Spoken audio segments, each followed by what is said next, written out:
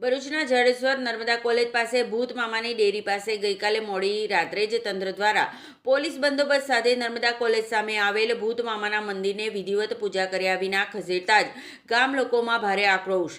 જાડેશ્વર ચોકડીથી તવરા સુધીના 4 કિલોમીટરના માર્ગનું ₹23 કરોડના ખર્ચે નવીનીકરણ થઈ રહ્યું છે, ત્યારે માર્ગને અડચણરૂપ ભૂત મામાની ડેરીને ગઈકાલે મોડી રાત્રે આરએમબી દ્વારા ભૂત મામાની ડેરીને વિધિવત પૂજા પાઠ કર્યા વિના જ જેસીબી મશીનથી મંદિરને ઉખેડી ખસેડી નાખતા ભરૂચની પૂર્વ પટ્ટીના ગામના લોકોની ધાર્મિક લાગણીઓ દુભાઈ। ભરૂચ શહેર નજીક જાડેશ્વર ચોકડીથી તવરા સુધીના માર્ગનું ₹23 કરોડના ખર્ચે નવીનીકરણ થઈ રહ્યું છે। અનેક વિવાદો વચ્ચે ચાલી રહેલ માર્ગની કામગીરીથી અનેક લોકોમાં આક્રોશ। આ ઉપરાંત મંદ ગતિએ ચાલી રહેલી કામગીરીથી પણ લોકોમાં ભારે રોષ જોવા મળ્યો છે। જાડેશ્વર ચોકડીથી તવરા રોડ ઉપર આવેલ નર્મદા કોલેજની સામે ભૂત મામાની વર્ષો જૂનું મંદિર પ્રશાસન તંત્ર દ્વારા સ્થાનિક લોકોને કે સ્થાનિક ગ્રામ પંચાયત સરપંચ, ગ્રામ પંચાયત ડેપ્યુટી સરપંચ કે પછી ગ્રામ પંચાયત વોર્ડ સભ્યોની જાણ કર્યા વિના જ ગઈકાલે મોડી રાત્રે ભૂત મામાની ડેરી મંદિરને વિધિવત પૂજા પાઠ કર્યા વિના જ જીસીબી મશીનની મદદથી ઉઘેડીને નાખતા ભરૂચની પૂર્વ પટ્ટીના ગામ લોકોમાં ભારે આક્રોશ જોવા મળ્યો છે। આજે વહેલી સવારે નર્મદા કોલેજની સામે ભૂત મામાની ડેરી મંદિર જે સ્થળ પર હતું તે સ્થળ પર ગામના સામાજિક આગેવાનો અને ગ્રામ પંચાયત વોર્ડ સભ્ય સહિતના પૂર્વ પટ્ટીના ગામ લોકો એકત્ર થઈ ગયા હતા। તેઓએ જણાવ્યું હતું કે પ્રથમ તો તંત્ર દ્વારા અગાઉ કોઈ પ્રકારની લેખિત કે મૌખિક જાણ કર્યા વિના જ ભૂત મામાની ડેરી ઉખેડી નાખવામાં આવી છે। તેઓ દ્વારા વધુમાં જણાવતા પૂર્વ પટ્ટીના કોઈ પણ ગામડાઓમાં લગ્ન પ્રસંગ હોય ત્યારે અહીંથી પસાર થતા વરરાજાએ ભૂત મામાના દર્શન કર્યા વિના કે ફૂલહાર ચડાવ્યા વિના અહીંથી પસાર થતા નથી, ત્યારે આ મંદિર સાથે લોકોની આટલી બધી ધાર્મિક લાગણીઓ જોડાયેલી હતી તો પછી તંત્રએ સ્થાનિક લોકો અને સ્થાનિક ગ્રામ પંચાયત સરપંચ, ઉપસરપંચ, ગ્રામ પંચાયત સભ્યો સાથે બેઠક કરી આ મંદિરને વિધિવત રીતે પૂજાપાઠ કર્યા બાદ ખસેડવામાં આવી હોત તો યોગ્ય હતું। પૂર્વ પટ્ટી વિસ્તારના ગામના લોકોની એક જ માંગ છે કે આવનાર 5 દિવસોમાં ભૂત મામાનું મંદિર બાજુની સાઈડમાં જ બનાવી આપવામાં આવે, નહીં તો આવનાર દિવસોમાં ગ્રામજનો ઉગ્ર આંદોલન કરશે, કલેક્ટરને આવેદનપત્ર પાઠવશે।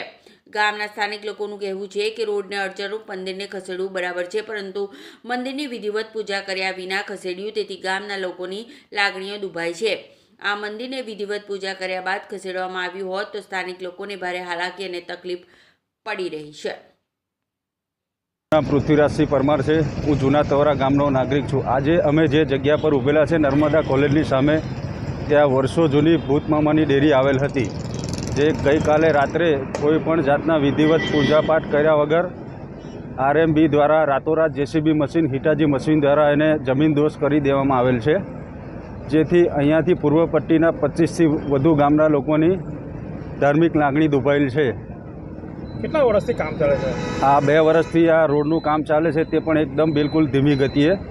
આ રોડની હિસાબે મંદિર હટાવ્યું છે, કેવું લાગે? આ રોડના હિસાબે જ આ મંદિર હટાવવામાં આવેલું છે અને જેની જાણ ગ્રામ પંચાયતના સરપંચ સભ્ય કોઈને પણ કરવામાં આવેલ નથી।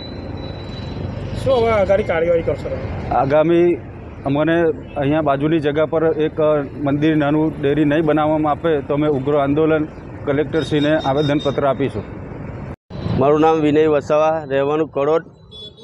આ જે ભૂત મામાની ડેરી તોડવામાં આવી છે એની સાથે અમારા 20 થી 25 ગામના લોકો જે લગ્ન